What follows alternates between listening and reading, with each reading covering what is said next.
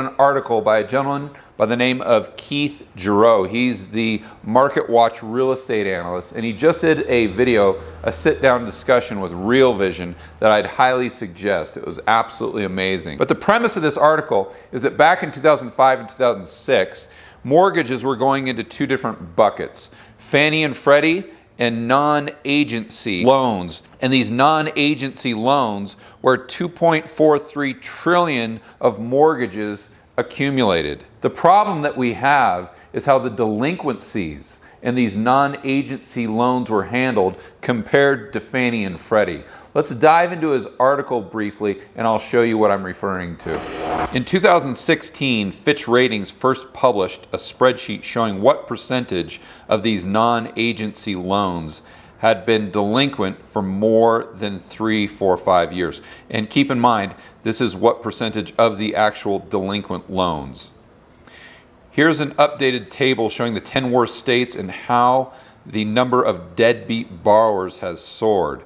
So if we look at this chart, these are the 10 worst states, and then it gives us statistics for the United States overall. In August of 2012, 2% of the delinquent loans, these non-agency loans, were more than 5 years delinquent. In 2014, 21%. In 2016, 29%. And then 18, 25%. So the question becomes, why did the percentage of these delinquent loans that were at least 5 years delinquent, why did that percentage continue to go up and up and up every single year to these crazy levels that we see now? The reason is because these banks stopped foreclosing on the people. And if you say, what, that makes no sense. Why would they stop foreclosing? Why wouldn't they foreclose on someone who hasn't paid their mortgage? Let's think this through. If you're the bank and you lend someone $100,000, let's say you just give them a 100% loan and that home that they purchased was $100,000. In order to foreclose on that person, take that property back and sell it at auction, it's going to cost the bank an extra $50,000 to do that. So out of pocket in total, they're going to have 150 grand. So to recoup their costs, they've got to get a lot more than $100,000. So then of course we have the crash and prices go down.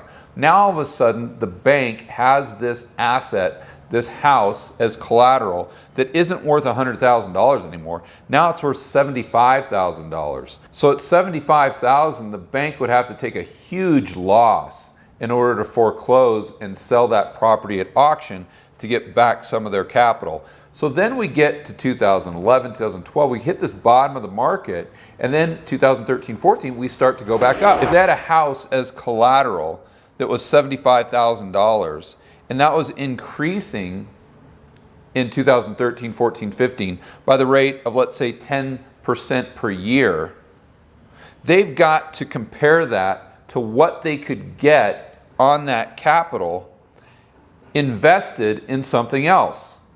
As I always say, when you look at an investment opportunity, you always have to say compared to what. Let's remember that during this time, the Fed had implemented ZIRP, 0% interest rate policy, and quantitative easing, which brought down the returns of all of these other assets that the banks would normally invest in. So if they're sitting there looking at this saying, okay, the best rate of return that we can get on that capital if we foreclose is 5%. But this house that we have as collateral that we can foreclose on at any time, that's increasing in value. That's appreciating by 10% per year. So it makes the return on holding that property as collateral and just allowing the borrower to continue to live there for free, it's a much better deal and they get a better ROI than actually foreclosing on them. The big problems are going to start when housing prices appreciate in those certain markets to the point where the banks can foreclose and get 100% of their money back. And a lot of the markets around the United States, as you guys know, are getting very close to the levels that they were in 2006 when all of these loans were originated. I think it's curious to look at this and ask ourselves, why is there no supply on the market right now? If you listen to the bullish argument that anyone gives you for housing prices continuing to go up, it's because supply is so low. Well, maybe supply is so low because all these banks are hanging on to this inventory, just waiting for prices to get to a certain level to where they can foreclose. The second thing that I want to talk about with the shadow foreclosures are loan modifications. If you look at the statistics that Mr. Giroux gives in his article, it's all about delinquencies. But when the banks would come in and do a loan modification with the borrower, that would take that borrower off the delinquent list. So it doesn't show up in those statistics, but it's still just as dangerous.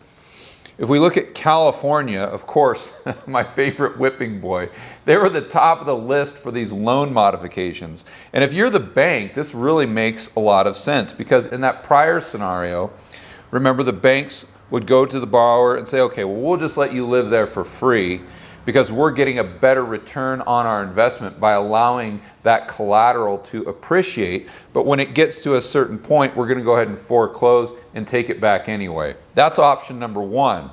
Option number two is the bank can go to that borrower and say, listen, we'll go ahead and modify your loan and we'll bring down the rates, the payments to something you can afford.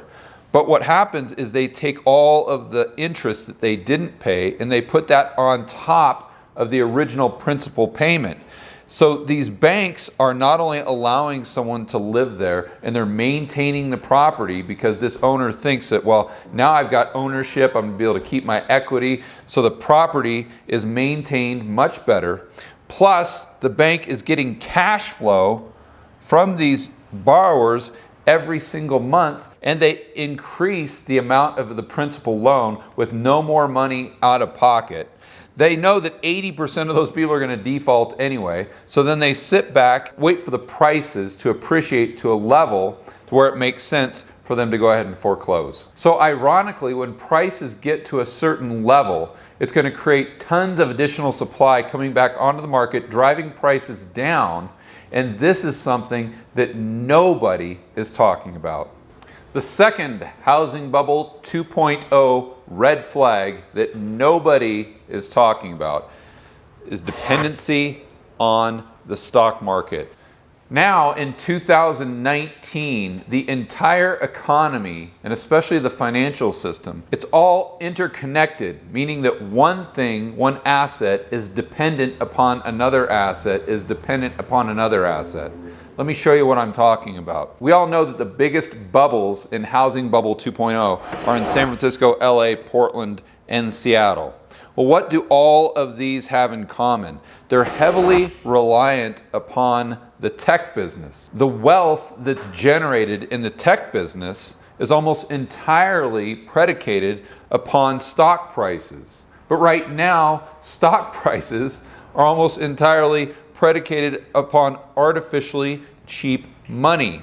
So if we have a 50% decline in the stock market and money gets tight, like it does in a recession, and interest rates normalize, let's say they go up to 5-6%, then you have this reverse chain reaction where this goes away, this drops, and if tech drops, the demand for housing in all of these markets drops as well. The third Housing Bubble 2.0 red flag that nobody is talking about is really looking at it from the flip side of the coin, meaning how do prices actually go higher?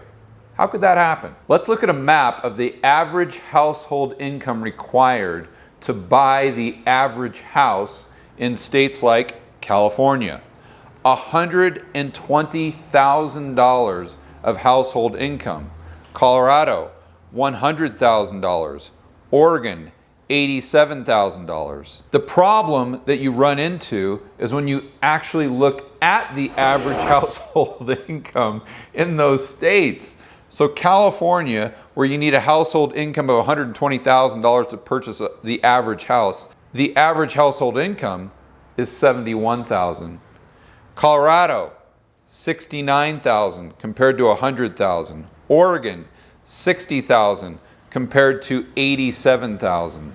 So going over here, you guys have seen me use this chart 1,000 times, but we've got our historic trend line for housing prices, and then here in 2000 they go way up to 2006, they come crashing down to the historic trend line.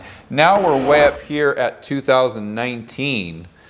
So with this delta between household incomes and the household income required to actually purchase a house, if you're a housing bull, how do you argue that prices could actually go higher in these states? That's really a tough argument to make when you consider that the way people pay their mortgage is with their actual income. But I want to point out that not all markets are in a bubble. I've got quite a few comments of people asking me, George, should I wait to buy a house? No, absolutely not. You should definitely take advantage of mortgage rates. They're the only thing that's cheap in the United States right now. But it doesn't mean that if you live in California, you should buy a house there. What you should do is rent in California, take that money that you would have used for the down payment, go into a market like Kansas City, Missouri, where housing is cheap and you can get great cash flow, and use that down payment to buy rental properties in a market that isn't a bubble, so you can take advantage of this historically low interest rates. One other thing that I wanted to point out for everyone, in doing this research when I was looking at household incomes, where is the one place in the United States that has the highest household income? $82,000. Do you have any guesses? I'll give you the answer. Washington, D.C. Of course, where all the politicians are. If you guys want more info on the Housing Bubble 2.0, check out this content, and I will see you on the next video.